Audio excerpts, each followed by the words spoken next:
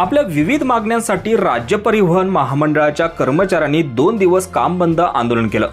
त्यामुळे राज्यभरातील एसटी सेवा विस्कळीत झाली होती। दरम्यान या संदर्भात मुख्यमंत्री आणि एसटी कामगार संघटना यांच्यात महत्त्वाची बैठक पार पडली। या बैठकीनंतर एसटी कर्मचाऱ्यांनी संप मागे घेत असल्याचं जाहीर केलंय। तर महायुती सरकारने तातडीने निर्णय घेतल्याने एसटी कर्मचाऱ्यांनी आपला संप अवघ्या 48 तासात मागे घेतला।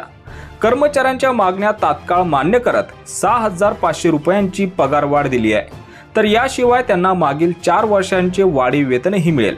तसेच ज्या कर्मचाऱ्यांवर गुन्हे दाखल झाल्याने बडतर्फ करण्यात आले होते त्यांना पुन्हा कामावर घेण्याचंही सरकारने मान्य केलंय। तर सरकारच्या या निर्णयानंतर एसटी कर्मचारी संघटनांनी समाधान व्यक्त केलंय। तर एकीकडे कर्मचाऱ्यांच्या समस्या तात्काळ सोडवणारे महायुती सरकार आणि दुसरीकडे कित्येक कर्मचाऱ्यांना आत्महत्या करायला भाग पाडणारी महाविकास आघाडी यांच्यातला फरक स्पष्ट आहे। महाविकास आघाडी सरकारने आपला हक्क मागणाऱ्या 376हून अधिक कर्मचाऱ्यांना निलंबित केलं होतं।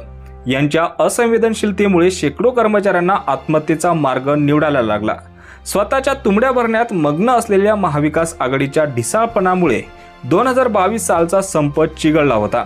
अनेक महिने चाललेल्या या संपात कित्येक प्रवासी आणि कर्मचाऱ्यांना हाल सोसायला लागले।